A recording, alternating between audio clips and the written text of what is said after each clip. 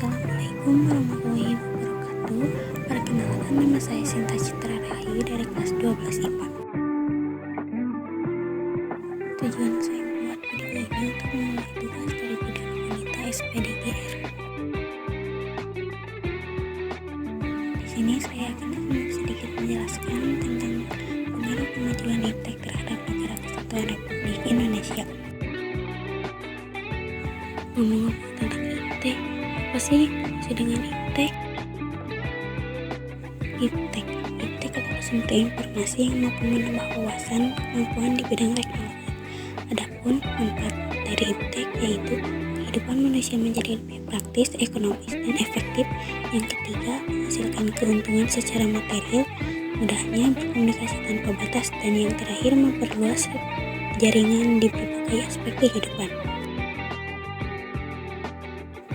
Adapun dampak positif dan negatif dari iptek diantaranya ada di aspek politik, ekonomi, sosial, budaya, dan yang terakhir aspek hukum, pertahanan, dan keamanan. Dampak positif dari aspek politik, yang pertama, memberikan dukungan yang besar bagi konsolidasi demokrasi di Indonesia, dan yang kedua, meningkatkan hubungan diplomatik dengan negara lain, dan yang terakhir, memperluas dan meningkatkan hubungan dan kerjasama antar daerah. Yang kedua, dari aspek ekonomi, produktivitas di dunia industri semakin meningkat seiring kemajuan teknologi, dan yang kedua, pertumbuhan ekonomi meningkat, dan yang terakhir, meningkatkan peluang negara untuk memperoleh devisa. Yang ketiga, aspek sosial budaya. Yang pertama, memperkembangkan teknologi memudahkan masyarakat untuk berkomunikasi lintas daerah, dan yang kedua, mendorong peningkatan potensi suatu daerah, dan yang terakhir, masyarakat bisa saling terhubung tanpa batasan ruang dan waktu. Dan yang terakhir ada di aspek hukum, pertahanan, dan keamanan.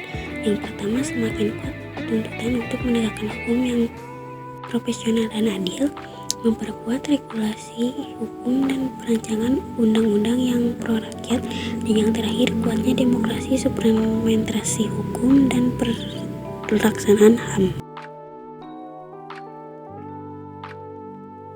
Selanjutnya, dampak negatif dari aspek politik. Yang pertama, mempengaruhi pikiran masyarakat untuk berpaling dari ideologi Pancasila, dan yang kedua, terganggunya stabilitas politik nasional, dan yang ketiga, terjadi tindakan-tindakan anarki, dan yang terakhir, gerakan radikalisme dan terorisme. Yang kedua, aspek ekonomi. Yang pertama, Indonesia akan dibanjiri barang dari luar, perekonomian ragam yang akan dikuasai oleh pihak asing, dan